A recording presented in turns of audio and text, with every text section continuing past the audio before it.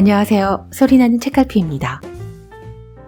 아주 오랜만에 셜록 홈즈 단편을 가져왔습니다. 사실 제 소리나는 책갈피 채널 첫 영상이 셜록 홈즈 얼룩무늬끈이었습니다. 이후 몇 편 정도 더 소개했지만 꽤 오랫동안 셜록 홈즈 작품은 영상화하지 않았어요. 저 말고도 많은 분들이 오디오북으로 소개하고 계시기도 해서 그럼 저는 다른 작품을 읽어야겠구나 싶었죠. 그래도 늘 좋아해오던 셜록 홈즈가 그리울 때마다 또 크리스마스 시즌이 슬슬 다가올 때면 이 단편은 읽어보고 싶은데 했었답니다. 뭐 망설일 거 있나요? 오늘 함께할 추리소설은 1920년대 어디쯤 크리스마스 다음 날 12월 26일에 일어난 사건입니다. 그러니 2025년 12월 26일에 들으면 딱이겠죠. 셜록 홈즈의 예리한 관찰력과 상대의 본성과 심리를 읽어 단서를 찾아내는 프로파일러다운 추리력, 무능력한 런던 경찰을 슬그머니 조롱하는 허세까지 그 모든 것이 총집합된 소설 블루 카벙클 2025년 마지막 오디오북으로 함께 들어볼까요?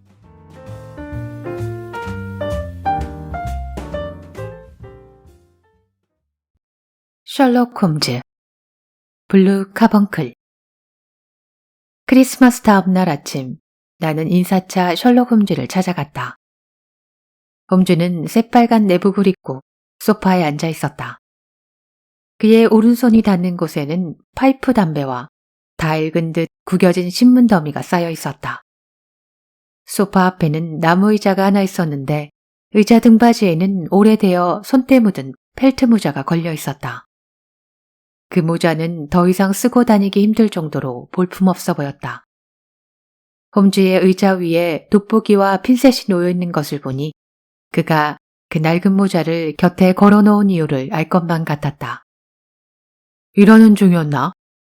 내가 방해가 된 건 아닌지 모르겠군. 전혀. 오히려 관찰할 것에 대해서 이야기할 상대가 생겨. 잘 됐네.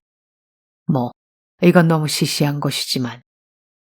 홈즈는 엄지손가락으로 그 모자를 가리키며 말했다. 뭐 시시하더라도 흥미롭고 배울 점이 있겠지. 나는 홈즈의 의자에 앉아 활활 타오르는 난로불에 손을 녹였다. 날씨가 추워져서 창문에는 얼음이 두껍게 얼어붙어 있었다. 내가 말했다. 근데 그 낡은 모자에 뭔가 무서운 사연이라도 있는 건가? 저 모자가 단서가 돼서 미스터리를 풀고 범죄자를 찾아서 벌을 주겠다. 뭐 이런? 아니야 왓슨. 범죄가 아니라네. 홈즈는 웃으며 말했다. 런던처럼 몇 제곱미터 안에 400만 명의 인간들이 살고 있는 곳에서 흔히 일어날 법한 그닥 특별할 것도 없는 작은 사건이라네. 많은 사람들이 좁은 곳에 모여 살다 보면 이런저런 일들이 생길 수 있거든. 굳이 범죄라고 말하기엔 그렇지만 놀랍고도 기이한 일들이 수없이 일어날 수 있지. 자네와 난 그런 경험들을 해오지 않았나? 그건 그렇지. 내가 말했다. 그러고 보니 최근 수첩에 기록한 6건의 사건 중에 3건은 범죄가 성립되지 않은 것들이었지. 맞는 말이야. 자네가 말한 3가지 사건은 아이린 애들러의 보헤미안 스캔들 사진 사건과 서덜랜드 양의 신랑의 실종, 그리고 아편굴에서 입술이 비뚤어진 남자 사건이었었지. 아, 그나저나 왓슨, 자네 수위 피터슨을 알고 있나? 알지. 이 모자는 그의 것이라네. 피터슨의 모자라고? 아니, 정확하게 말하면 그가 주운 모자지. 그러니까 아직 모자의 주인이 누구인지는 모른다. 그렇다네. 하지만 난 자네가 이 모자를 그저 낡고 볼품없는 모자라고 생각하기보단 뭔가 지적인 문제로 바라봐 주길 바라네. 내가 우선 이 모자가 어떻게 이곳에 있게 됐는지를 알려주지. 이 모자는 크리스마스 날 아침에 토실토실 살찐 거위와 함께 찾아 들어왔거든. 아마 그 거위는 지금쯤 피터슨네 집에서 노릇노릇하게 잘 구워지고 있을 거야. 아무튼 일의 자초지정은 이렇다네. 자네도 알다시피 수위 피터스는 정직한 사람이지. 파티라도 있었는지 피터스는 크리스마스 날 새벽 4시경에야 자신의 집으로 돌아가는 중이었네.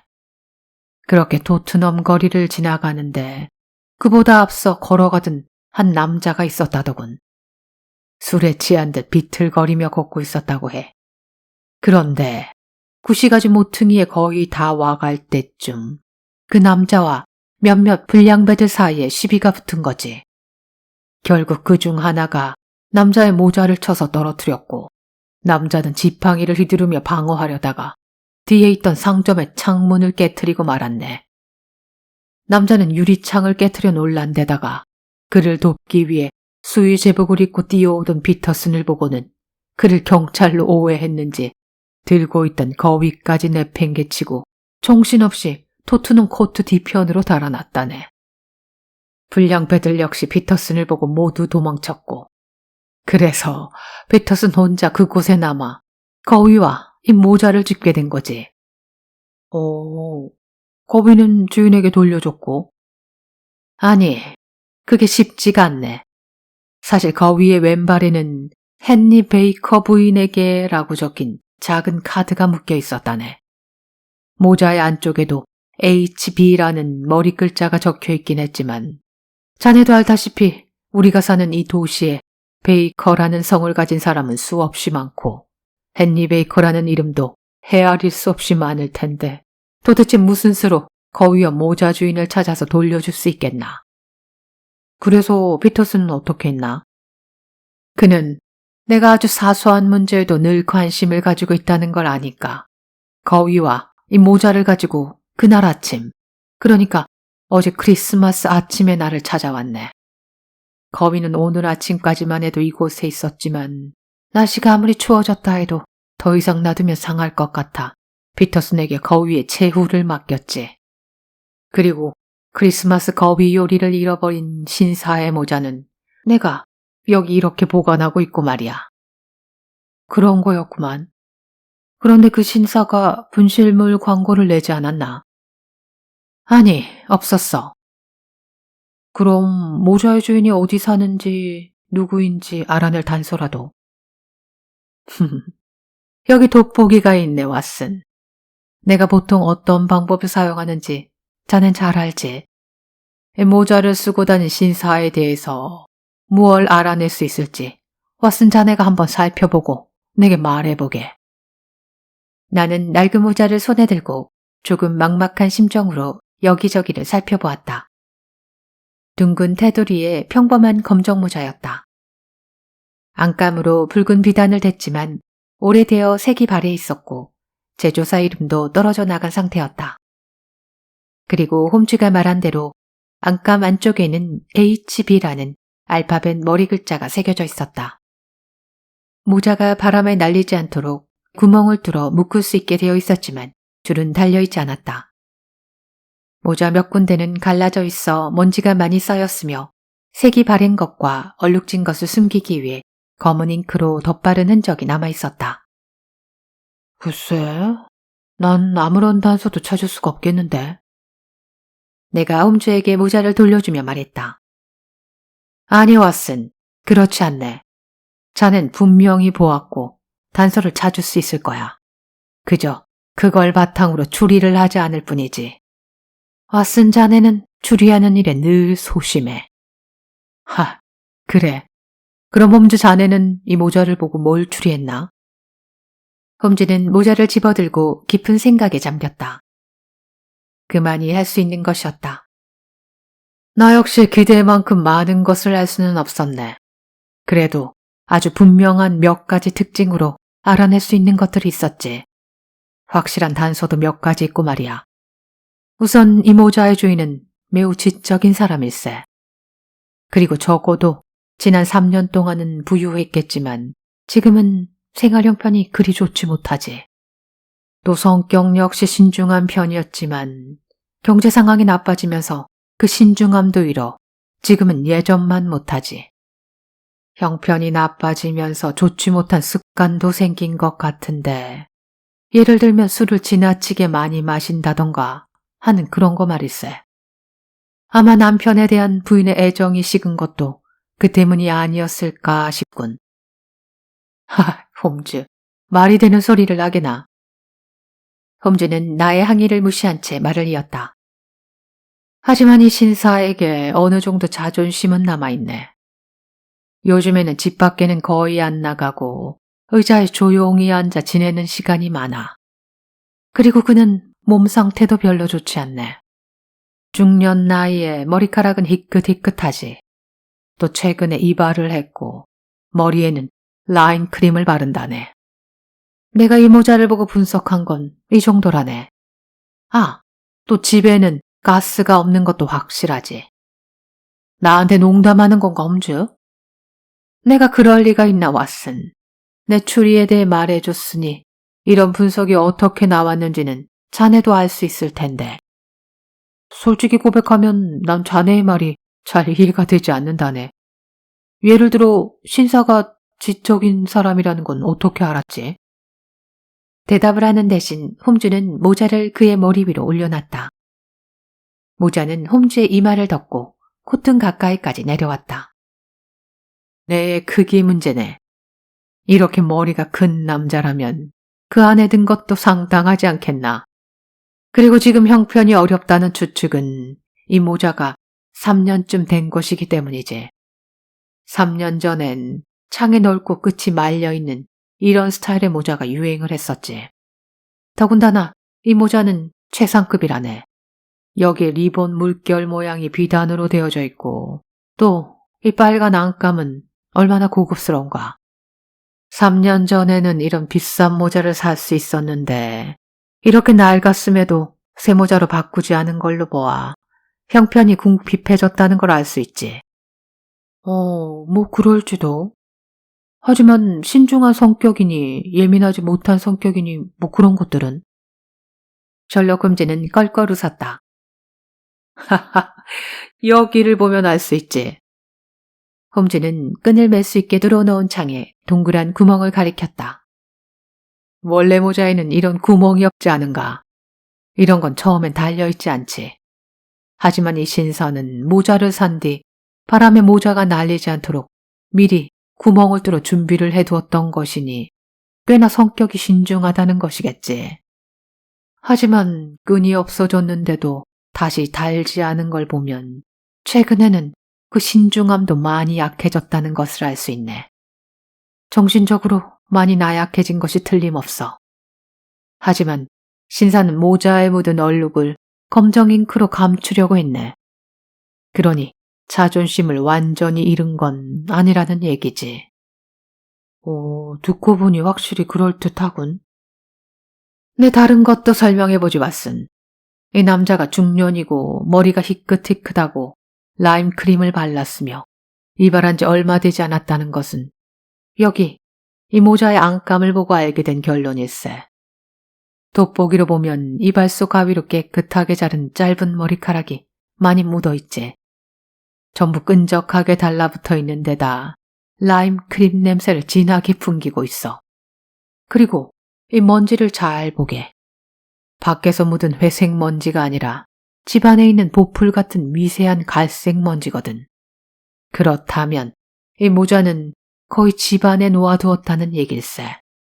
그리고 안쪽에 젖은 자국은 이 남자가 땀을 많이 흘린다는 것이니 그가 평소 건강한 상태가 아니라는 걸 알 수 있는 거지. 그럼 부인의 애정이 식었다는 건 뭔가?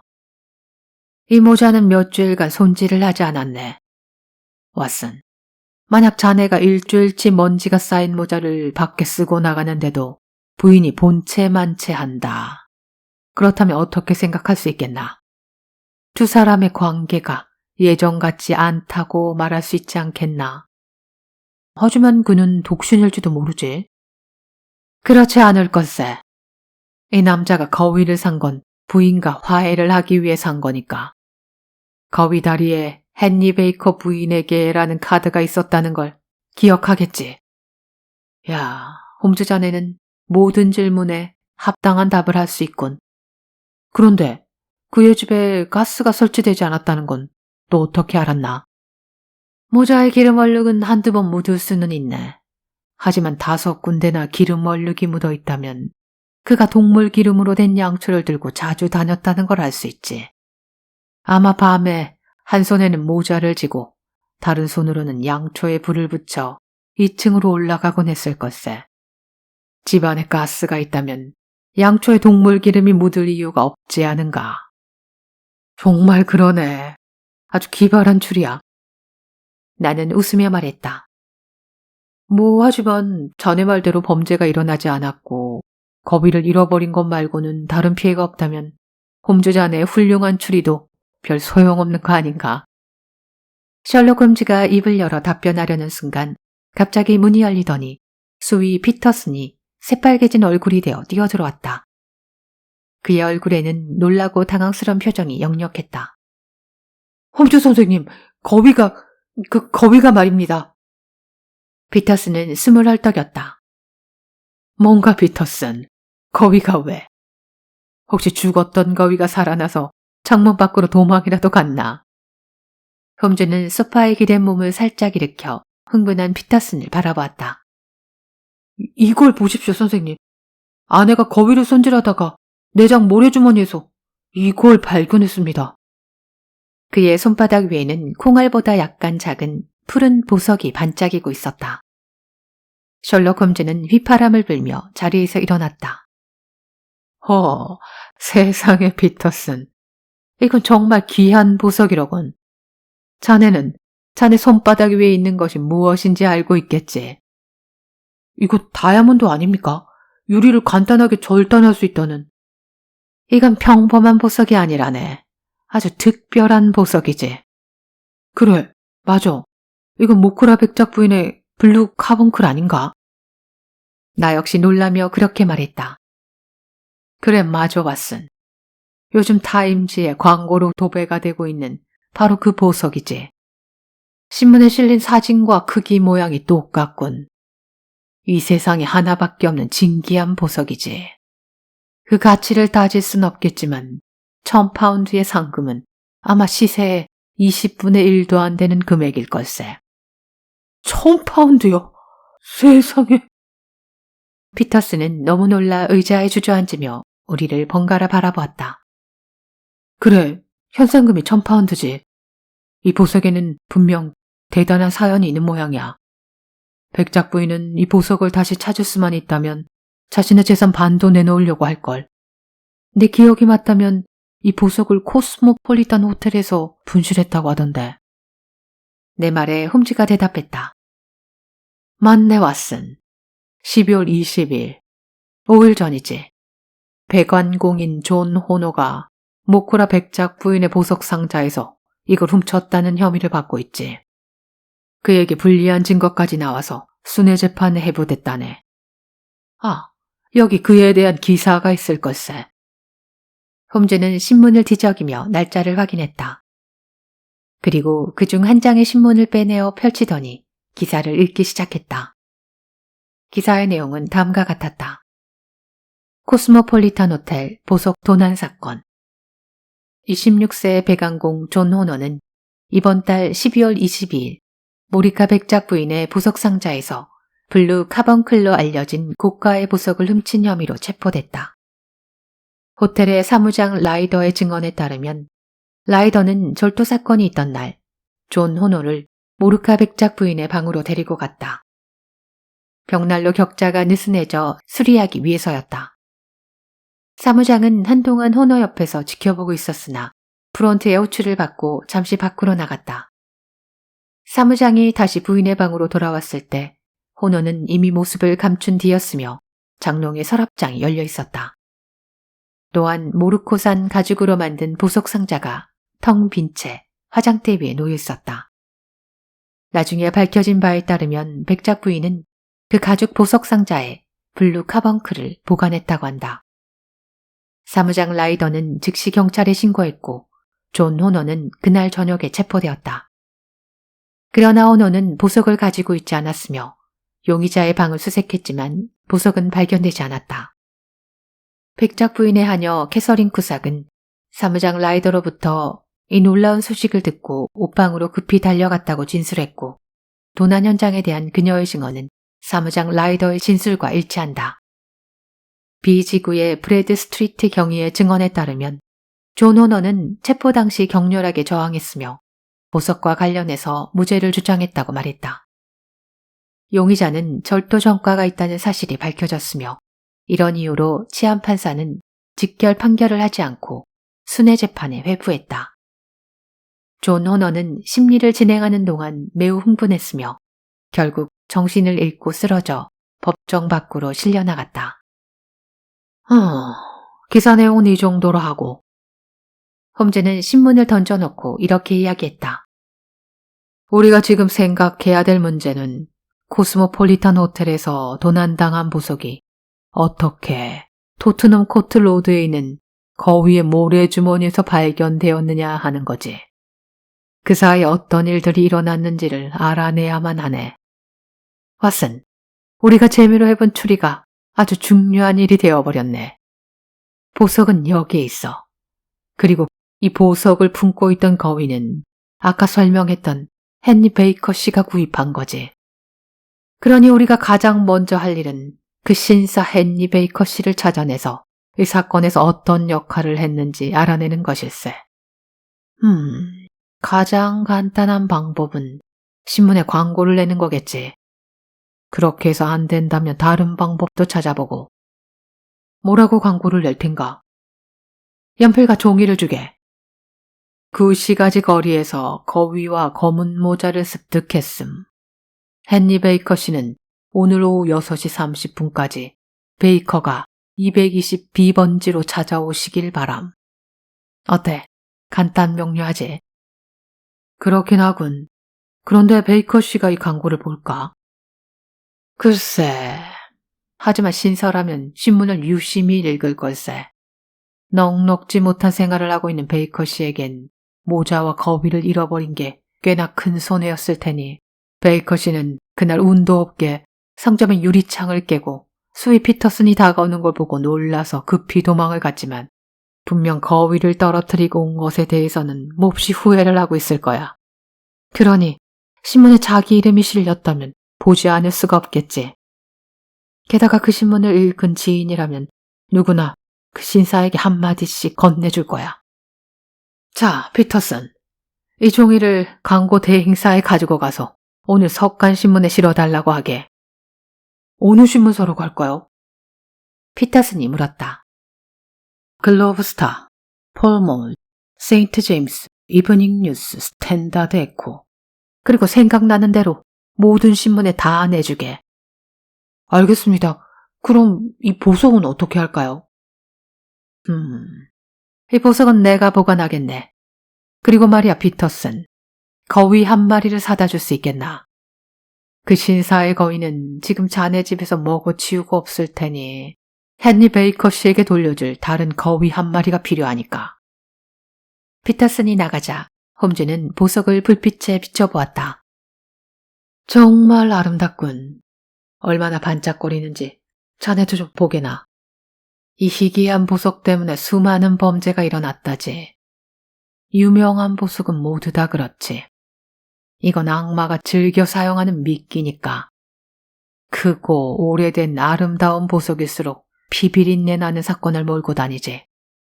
이 돌은 발견된 지 아직 20년도 되지 않았네. 중국 남부의 아모이강에서 채굴됐다는데 카번클의 특징을 가지고 있으면서도 루비처럼 붉은 색깔이 아니라 이런 오묘한 푸른색이라는 점에서 일반적인 카번클과는 완전히 다르지. 발견된 지 채 20년도 되지 않았지만 이 보석과 연관된 사건은 여럿 있었다더군. 이 40g짜리 돌 하나 때문에 살인사건, 황산투척사건, 자살사건 등이 벌어졌다지. 이처럼 아름다운 장식품이 인간을 교수대나 감옥으로 보낼 거라고 그 누가 생각이나 했겠나. 아무튼 일단 이 보석은 금고에 넣어두고 백작 부인에게 보석을 찾았다고 알려줘야겠네. 그럼 홈즈 자네는 존 호너라는 자가 무죄라고 생각하나? 그거야 아직 알 수 없지. 홈즈 자네 생각에 헨리 베이커 씨도 이번 사건과 관련이 있을 것 같고. 글쎄, 해니 베이커 씨는 자기가 산 거위가 금으로 만들어진 것보다 훨씬 더 비싼 것이라고 생각하진 못한 것 같은데. 어쨌든 광고를 보고 찾아온다면 간단한 테스트를 통해 그걸 알아보면 될 걸세. 그럼 일단은 기다리는 거 말고는 딱히 할 일이 없다는 거지. 현재로선. 그렇지, 왓슨. 그럼 나는 환자를 좀 살펴보고 오겠네. 사건의 결과가 너무나 궁금하니 저녁 6시 30분 전에는 꼭 돌아오겠네. 홈즈 자네가 사건을 해결하는 모습을 꼭 보고 싶으니까 말이야. 좋네, 왓슨. 기다리겠네. 저녁 식사는 7시네.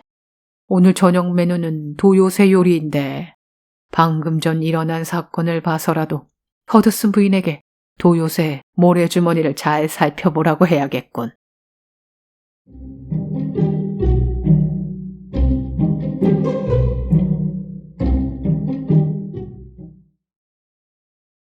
환자의 진료가 길어져서 베이커가로 다시 돌아왔을 때는 6시 반이 조금 넘어 있었다. 홈즈의 하숙집에 도착했을 때 키 큰 남자가 보였다. 그 남자는 챙이 없는 모자를 쓰고 단추를 턱 밑까지 채운 외투를 입고 있었다. 현관문에서 흘러나온 램프의 불빛이 그 남자를 비추고 있었다. 문이 열리고 우리는 함께 홈즈의 방으로 올라갔다. 홈즈는 의자에서 일어나 상냥하고 친절하게 손님을 맞이했다. 헨리 베이커 씨 맞으시죠?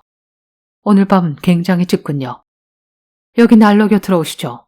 추위를 많이 타시는 것 같은데. 왓슨 자네도 마침 시간 맞춰 잘 왔군. 헨리 베이커 씨, 이 모자가 당신의 것이 맞습니까? 네, 제 모자가 맞습니다. 베이커 씨는 등이 굽고 머리가 크며 꽤나 지적인 얼굴에 큰 덩치를 가지고 있는 중년 남자였다. 덕수염이 희끗희끗했다.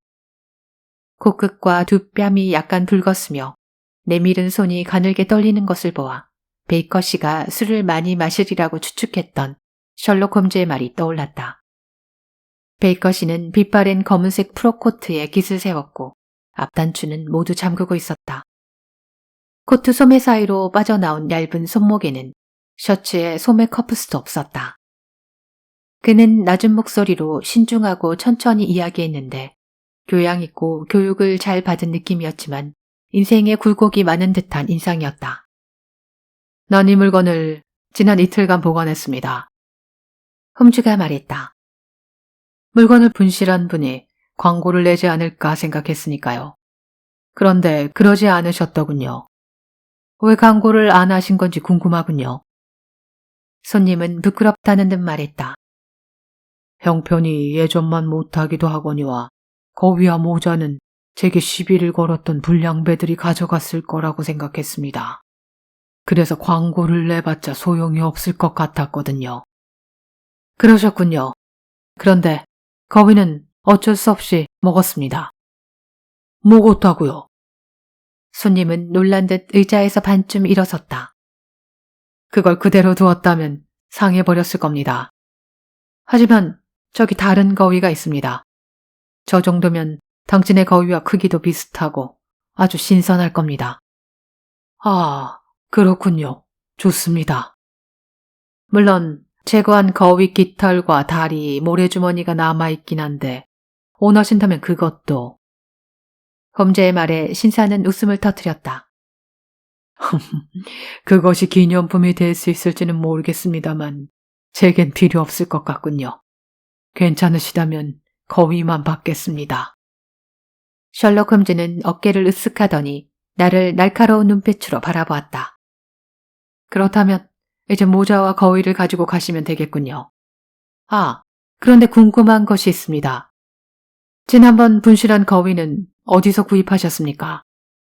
저는 거위 요리를 좋아하는 편인데 그때 그 거위처럼 토실토실한 거위는 거의 본 적이 없어서요. 베이커 씨는 자리에서 일어나 탁자 위의 거위를 옆구리에 끼며 말했다. 친구들 중 몇 명이 박물관 근처에 있는 알파 술집에 자주 드나듭니다. 낮에는 박물관에서 일을 하니까요. 알파 주점의 주인 윈디케이트 씨가 올해 거위 클럽을 만들었는데 그러니까 매주 몇 펜스씩 모아서 돈이 모이면 크리스마스 때 거위 한 마리씩을 받기로 한 거죠. 저 역시 꼬박꼬박 회비를 냈고 제 몫으로 그 거위를 받은 거였죠. 그 다음은 어떻게 됐는지 홈즈 선생님도 잘 알고 계실 겁니다. 아무튼 신세를 졌군요. 낡긴 했지만 제 모자도 되찾았고요. 정말이지 감사드립니다. 베이커 씨는 우스꽝스러울 정도로 우리에게 정중하게 인사를 하고 돌아갔다. 헨리 베이커 씨는 이걸로 됐군.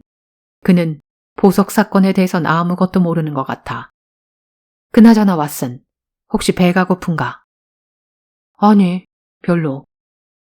그럼 저녁은 나중에 먹기로 하고 이왕 시작한 김에 단서를 찾으러 가는 건 어떤가? 좋지, 홈즈. 날씨가 몹시 추웠기에 우리는 긴 외투에 목도리까지 두르고 밖으로 나갔다. 나가보니 구름 한 점 없이 맑은 밤하늘에 별이 차갑게 빛나고 있었다. 지나가는 사람들의 입에서는 하얀 입김이 피어올랐다. 우리는 의사들의 거리인 원펄 거리, 할리 거리, 위그모어 거리를 지나 옥스퍼드로 갔다.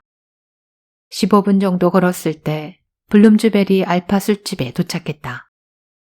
거리 모퉁이에 있는 작은 술집이었다. 홈즈는 술집 문을 열고 가게 안으로 들어갔다. 그리고 하얀 앞치마를 두른 혈색 좋은 주인에게 맥주 2잔을 주문했다.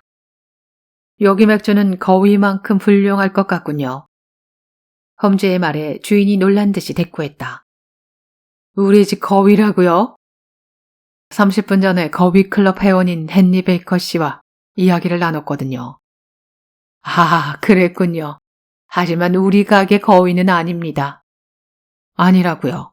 그럼 어느 가게의 거위입니까? 그저 코벤트 가든에 있는 고깃 가게에서 24마리의 거위를 사들인 거죠. 아, 그렇군요. 그쪽이라면 나도 몇 군데 알고 있는데 그중 누구한테서 구입한 겁니까? 브레킨리즈예요. 처음 들어보는 이름이군요. 아무튼 새해에도 당신의 건강과 가게의 번창을 위해 건배를 드립니다. 홈즈와 나는 잠시 후 밖으로 나왔다. 왓슨, 이번은 브리킨리즈일세. 매서운 추위에 우리는 단추를 끝까지 채웠다. 왓슨, 기억하게. 우리는 지금 평범한 거위를 쫓고 있지만 그 끝에는 무죄를 증명하지 못하면 7년형을 선고받게 될 한 남자가 있다네. 물론 어쩌면 그의 유죄가 확실해질 증거를 찾을 수도 있겠고 말이야. 아무튼 우리는 경찰이 놓친 수사의 단서를 추적하고 있는 걸세. 그러니 끝까지 가보자고. 홀본가를 가로질러 지그재그로 늘어선 빈민가를 지나 코벤트 가든 마켓으로 갔다. 어느 큰 가게에 브리킨리즈라는 간판이 붙어 있었는데 구렛나루를 단정하게 기르고 날카로운 얼굴을 가진 가게 주인이 한 소년과 함께 가게 문을 닫고 있었다. 안녕하십니까. 날이 무척 춥군요. 홈즈가 말을 건넸다. 상인은 고개를 까딱하고 내 친구를 흘낏 쳐다보았다. 거위는 다 팔렸군요. 홈즈는 텅 빈 진열대를 가리키며 말했다. 내일 아침에는 500마리라도 갖다 놓을 수 있어. 내일 아침은 너무 늦는데. 그럼 저기 가로등이 켜진 다른 가게로 가보시오. 난 이 가게 거위가 아주 좋다는 이야기를 듣고 왔소만. 누가요? 알파 술집 주인에게 들었습니다. 아, 그랬군요. 며칠 전 그 사람에게 24마리 거위를 보냈죠. 네, 거위들이 정말 좋더군요. 그런데 그 거위는 어디에서 오는 겁니까? 험지가 다시 묻자 주인은 갑자기 화를 내기 시작했다. 이봐요. 가게 주인은 두 손을 허리에 짚고 삐딱한 시선으로 홈즈에게 말했다. 원하는 게 뭐요? 솔직히 말하시오. 전 이미 똑똑히 말한 것 같은데요. 알파 술집 주인에게 판 거위를 누구에게서 샀는지를 알고 싶은 것뿐입니다. 그런 건 가르쳐 줄 수 없으니 당장 돌아가시오. 거참 별것도 아닌 일에 화를 내시는 이유를 알 수가 없군요. 내가 화를 낸다고? 당신도 나처럼 괴롭힘을 계속 당하면 화가 날 수밖에. 물건을 받고 값을 치르면 그만 아닌가. 그런데 거위는 어디 있어? 누구에게 팔았고 얼마에 팔았어? 그런 식으로 이 사람 저 사람들이 다들 내게 캐물으면 내 화가 안 나겠냐고. 그 거위 때문에 이렇게 난리 부르스를 떠는 걸 보면 세상에 남은 거위는 그 한 마리뿐인 줄 알겠네. 글쎄요. 난 그런 걸 물어봤다는 사람과는 전혀 관계가 없는데. 무심한 말투로 홈즈가 말을 이었다. 가르쳐주지 않는다면 내기고 뭐고 다 끝인데. 하지만 난 거위에 관해서라면 자신이 있지. 내가 먹은 거위가 시골에서 키운 거위라는데 내 5파운드를 걸 수 있어. 그래요. 그럼 당신은 그 5파운드를 잃었어. 그 거위는 런던에서 기른 거거든. 가게 주인이 그렇게 말했다. 그럴 리가. 난 믿을 수가 없는데. 이보시오. 나는 당신 나이만큼이나 이 일을 해왔어. 그런데 나보다 거위를 더 잘 안다고. 내 다시 말하지만 알파 술집에 보낸 거위는 런던에서 기른 거요. 글쎄요. 당신이 무슨 말을 해도 못 믿겠는데. 난 내가 옳다는 걸 아니까. 난 그 거위가 시골에서 키우는 거라는데 그만 한계를 걸겠어. 여기 말이요. 이건 당신에게 고집 부리지 말라고 내 알려주기 위해서 거는 돈이요. 홈즈의 말에 주인은 깔깔거리며 옆에 있던 소년에게 말했다. 델, 장부를 가져와라. 소년이 얇은 장부와 기름때가 묻은 오래된 장부를 가지고 와서 램프 아래 놓았다. 자, 여길 보시오, 잘나신 선생. 어째 오늘 거위는 다 판 줄 알았는데 거위 한 마리 값을 더 챙길 수 있게 됐구만. 여기 장부가 보이시오? 네, 그렇소만. 이 장부에 나와 거래하는 사람들의 이름을 다 적어 놓았어. 여기 이 페이지는 시골에서 납품하는 사람들의 명단이지. 이름 뒤에 숫자는 큰 장부의 페이지를 의미하오. 여길 자세히 보면 알 수 있어. 여길 빨간 잉크로 쓴 거 보이시오? 이게 도시에서 납품한 사람들의 명단이지. 빨간 잉크로 적은 페이지 3번째 뭐라고 쓰여 있는지 잘난 선생이 큰 소리로 한번 읽어보시오. 오크샵 부인 브릭스턴 로드 117번지 249페이지. 홈즈는 주인이 시키는 대로 읽었다. 맞소.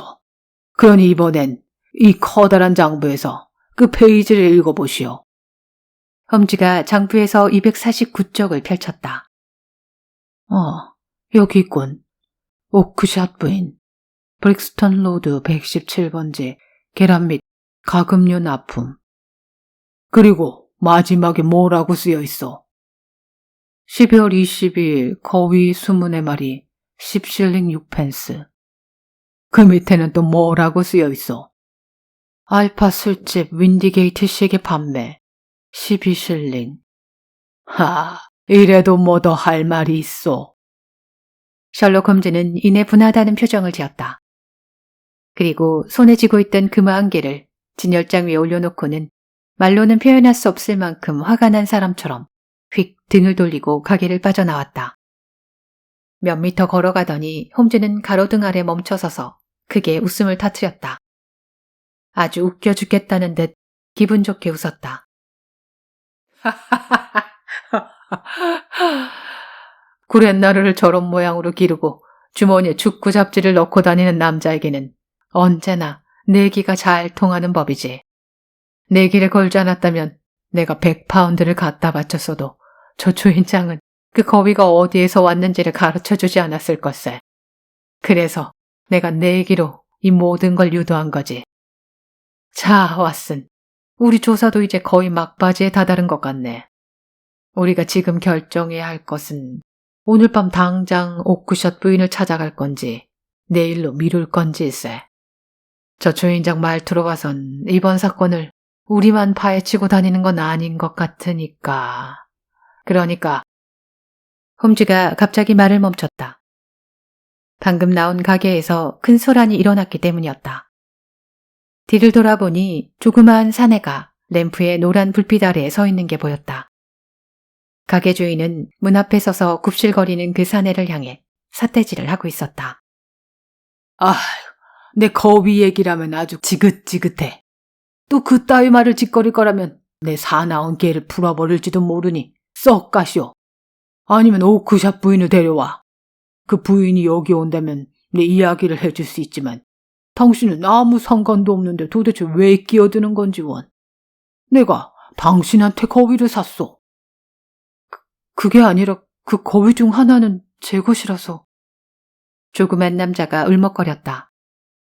그러면 오크샵 부인에게 물어보면 되겠네. 그게 부인은 여기서 물어보라고 하더군요. 그럼 브로시아 왕에게 물어보시오. 난 모르니까. 아주 이제 지긋지긋해. 여기서 당장 나가시오. 가게 주인이 무섭게 다그치자 조그마한 남자는 어둠 속으로 사라졌다. 왓슨. 브릭스턴까지 가지 않아도 될 것 같군. 따라가 보도록 하세. 저 남자의 정체를 알 수 있을 거야.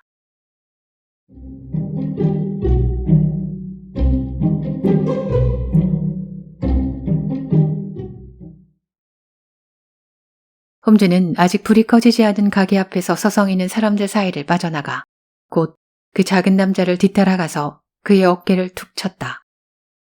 남자는 놀라 뒤돌아섰는데 그의 얼굴은 창백했다. 누구시죠? 무슨 일입니까? 홈즈가 말했다. 실례합니다만 우연히 가게 주인과 대화하는 소리를 듣고 제가 도움을 줄 수 있을 것 같아서요. 당신은 누굽니까?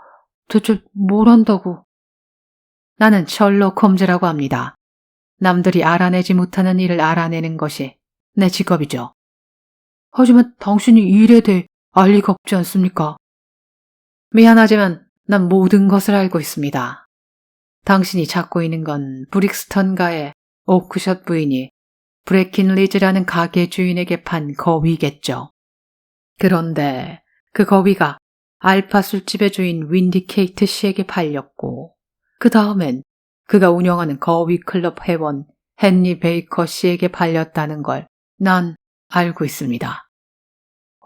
선생님, 당신은 내가 찾고 있던 분이군요. 작은 남자는 떨리는 손을 내밀며 외쳤다. 이 일 때문에 제가 얼마나 걱정을 하고 있는지 뭐라고 설명을 해야 좋을지 알 수가 없을 지경입니다. 셜록 홈즈는 지나가는 마차를 불러 세웠다. 그렇다면 찬바람이 쌩쌩 부는 시장 바닥보다야 따뜻한 방에서 이야기를 나누는 게 좋겠군요. 그 전에 내가 돕게 된 분의 이름이나 알고 싶군요. 남자는 머뭇거렸다. 제 이름은 존 로빈슨입니다. 홈즈가 그를 흘기 쳐다보며 말했다. 이러시면 안 되죠. 본명을 얘기하셔야지. 가명을 쓰는 사람과 일하는 건 내 체질이 아니라서. 작은 남자의 뺨이 순식간에 벌겋게 달아올랐다. 그러시다면 제 이름은 제임스 라이더입니다. 역시 코스모폴리탄 호텔의 사무장이군요. 자, 마차에 타시죠. 당신이 알고 싶은 것을 알려드릴 테니. 남자는 자신이 행운을 맞이한 것인지 재앙을 맞이한 것인지 확신이 서지 않아 망설이며 우리를 번갈아 쳐다보았다. 곧 우리는 마차에 올라탔고 30분 후에 베이커가의 홈즈의 거실로 돌아왔다. 마차를 타고 오는 동안 우리는 한마디도 하지 않았다. 낯선 남자는 숨을 가쁘게 몰아쉬며 손을 폈다 오므렸다를 반복했다. 아마도 긴장하고 초조했으리라 여깁니다. 홈즈가 방으로 들어서며 명랑하게 말했다. 이런 날씨엔 난로불이 정답이지. 무척이나 추워 보이시는군요. 여기 의자에 앉아요. 난 문제를 해결하기 전에 슬리퍼로 갈아 신겠습니다. 자, 그럼 그 거위들이 어떻게 됐는지 알고 싶다. 네, 그렇습니다. 좀 더 정확하게 말하자면 거위들이 아니라 그 특별한 거위 행방이겠죠. 그 거위는 꼬리에 검은 줄무늬가 있는, 당신이 궁금해하고 있는 그 거위 말입니다. 홈즈의 말에 라이더는 흥분하여 온몸을 떨었다. 선생님, 맞습니다. 그 거위가 어디로 갔는지 알고 계십니까? 여기 있습니다. 여기요? 정말 특별한 거위더군요. 죽은 뒤에 알을 낳았으니까 말입니다. 조그맣고 아름답고 반짝이는 푸른 알 말이죠. 지금까지 난 그런 알을 본 적이 없습니다. 여기서 내가 소중하게 보관을 하고 있죠. 남자는 비틀거리며 일어나 오른손으로 벽난로를 짚었다. 홈즈가 금고를 열자 별처럼 빛나는 푸른 카벙클이 눈부신 광채를 뿜어냈다. 라이더는 자신의 소유임을 말해야 할지 말아야 할지 망설이는 듯했다. 게임은 끝났네, 라이더. 홈즈가 말했다. 이런, 정신 차려요. 이러다 불쑥 쓰러지겠군. 왓슨, 저 친구를 의자에 앉혀주게. 엄청난 범죄를 저지르기엔 배짱이 두둑하지 못하군. 여기, 브랜디를 조금 마셔요. 어째, 이제 정신이 좀 드십니까? 당신은 정말 애송이로군요. 라이더는 순간 비틀거리며 거의 넘어질 뻔했지만 브랜디 한 모금 덕분에 기운을 차렸다. 그는 불안한 눈빛으로 홈즈를 바라보았다. 홈즈가 라이더에게 말했다. 나는 사건을 거의 파악했고 증거도 가지고 있습니다. 사실 당신에게 더 들을 이야기도 없지만 몇 가지 확인을 해서 분명하게 사건의 전모를 밝히는 게 좋겠죠. 당신은 모르카 백작 부인이 블루 카벙크를 가지고 있다는 걸 알고 있었죠? 네, 캐서린 쿠삭에게서 보석에 대한 이야기를 들었습니다. 라이더는 기운 없는 목소리로 대답했다. 그렇군요. 백작 부인의 하녀였군요. 어쨌든 손쉽게 큰 돈을 가질 수 있는 유혹은 누구라도 뿌리치기 쉬운 것은 아니지. 하지만 당신이 사용한 수법은 꽤나 악랄했어요. 정말 비열하더군. 그 존 허너라는 배강공에게는 절도 전과가 있었으니까 당연히 경찰이 그를 의심할 거라고 생각했겠지. 그래서 당신은 어떻게 했지? 당신과 공범인 하녀 쿠삭은 백작 부인의 방에 약간의 문제를 일으켰겠죠. 그리고 일부러 배강공 호너를 부른 거고, 그가 문제를 해결하려고 방에 들어간 순간 당신은 보석 상자에서 보석을 훔쳤고 이후엔 보석이 사라졌다고 소란을 피웠지. 그래서 그 불쌍한 호너가 체포됐고, 그리고 당신은 그때 라이더가 바닥에 주저앉으며 무릎을 꿇고 홈즈에게 매달리며 말했다. 제발 한 번만 봐주십시오. 제 아버지와 어머님이 슬퍼하실 겁니다. 지금까지 저도 나쁜 짓을 한 적이 없습니다. 앞으로도 절대로 하지 않겠습니다. 맹세합니다. 성경에 손을 얹고 맹세할게요. 그러니 제발 경찰에 신고하지만 말아주십시오. 제발 부탁드립니다. 의자에 앉아요. 홈즈가 위엄있게 말했다. 반성하는 건 좋지만 아무 죄도 없이 누명을 쓴 채 재판에 서 있는 불쌍한 존 호너에 대해선 조금도 생각하지 않는 건. 제가 이 나라를 떠나겠습니다. 그러면 호너도 풀려날 수 있을 거고요. 그건 나중에 얘기하지. 지금은 그 다음에 당신이 어떻게 했는지를 솔직하게 말해야 될 겁니다. 어떻게 그 보석이 거위 뱃속에 들어가게 됐는지, 그리고 그 거위가 어떻게 시장에 팔리게 됐는지 말이야. 당신을 구할 유일한 방법은 이것뿐이니 솔직하게 답변해야 할 걸세. 라이더가 바싹 마른 입술에 침을 바르며 말했다. 사실 그대로 말씀드리겠습니다. 호너가 체포됐을 때 바로 도망치는 것이 좋을 거라고 생각했습니다. 왜냐하면 경찰이 나까지 의심을 해서 제 방을 수색할지도 모른다고 생각을 했으니까요.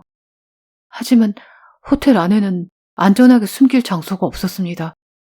그래서 약속이 있는 것처럼 나와선 누나의 집으로 갔습니다. 누나는 오쿠샷이라는 남자와 결혼해서 브렉스턴 거리에 살고 있죠. 거위를 길러 시장에 내다 파는 일을 하고 있습니다. 누나의 집으로 가는 길, 거리에서 만난 사람들이 죄다 경찰처럼 느껴져서 날은 몹시 추웠지만 누나 집에 도착했을 때는 얼굴이 땀범벅이 되어 있더군요. 누나는 무슨 일이 있냐고 얼굴이 왜 이리 창백하냐고 물었고요. 전 그저 호텔에서 보석 도난 사건이 일어나 너무 놀라 그렇다고 그렇게 말하고 난 다음 뒷마당에 가서 담배를 피우며 방법을 고민했습니다. 제 친구 중에는 모절리라는 친구가 있는데 그는 행실이 좋지 않아 최근 펜턴빌 교도소에 다녀왔죠. 그 친구에게서 언젠가 훔친 물건을 처리하는 방법을 들은 적이 있었습니다. 그래서 모절리가 살고 있는 킬본을 찾아가 이 모든 비밀을 털어놓으려고 했죠. 그가 보석을 처리하는 방법을 알려줄 수도 있을 테니까요. 문제는 어떻게 들키지 않고 킬본에 있는 그에게까지 가느냐였습니다. 호텔에서 누나 집까지 가는 것도 무척이나 두려웠었거든요.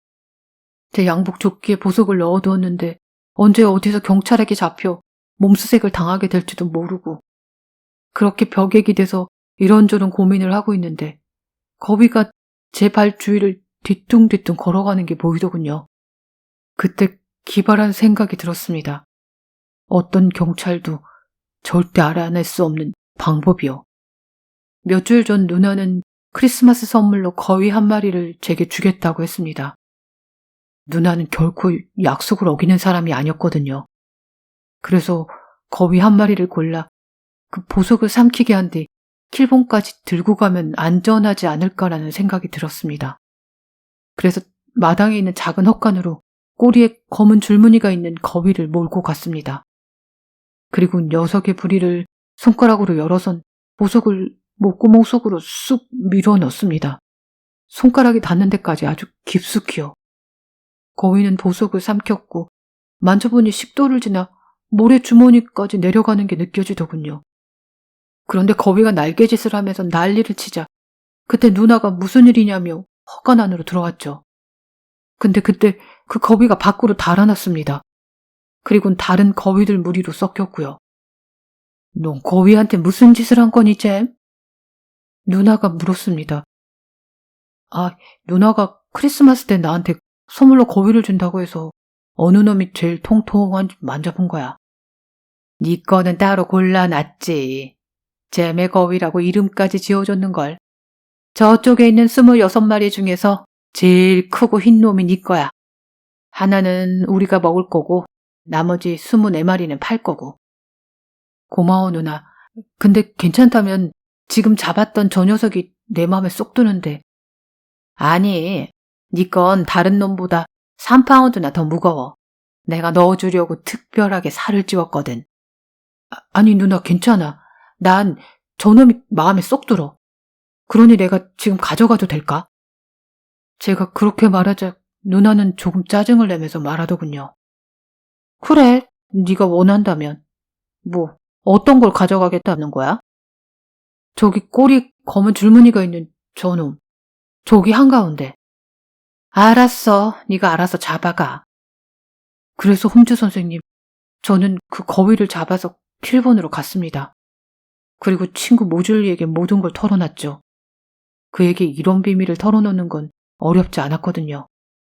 그는 배꼽 빠지게 웃더군요. 그리고 우리는 그 거위의 배를 갈랐죠. 근데 보석은 없었어요. 저는 끔찍한 실수를 했다는 생각에 거위는 그냥 둔 채 정신없이 누나의 집으로 다시 달려갔습니다. 그런데 마당에는 한 마리의 거위도 없었어요. 저는 큰 소리로 누나에게 물었죠. 누나, 여기 있던 거위들 다 어디 갔어? 상인한테 넘겼지. 어디 상인? 브레킨리즈. 혹시 거기 꼬리 검은 줄무늬가 있는 그놈도 있었어? 아까 내가 가져간 거랑 똑같은 거. 잼. 꼬리에 검은 줄무늬가 있는 놈들이 있긴 했지. 한데 뭐 다 비슷비슷하게 생겨서. 저는 누나의 말이 끝나기가 무섭게 브레킬리즈로 뛰어갔습니다. 하지만 거위는 다 팔린 뒤였고 그 주인은 거위를 어디에 팔았는지를 알려주질 않았어요. 아까 보셨지 않습니까? 그 가게 주인은 항상 내게 그렇게 대답했어요. 이후 누나는 제가 미친 건 아닌지 걱정을 하더군요. 사실 저도 가끔 제가 미친 게 아닌가 생각이 드니까요.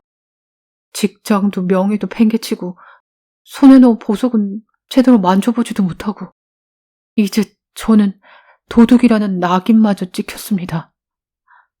하느님, 전 이제 어떻게 해야 하나요? 라이더는 두 손으로 얼굴을 감싼 채 흐느껴 울기 시작했다.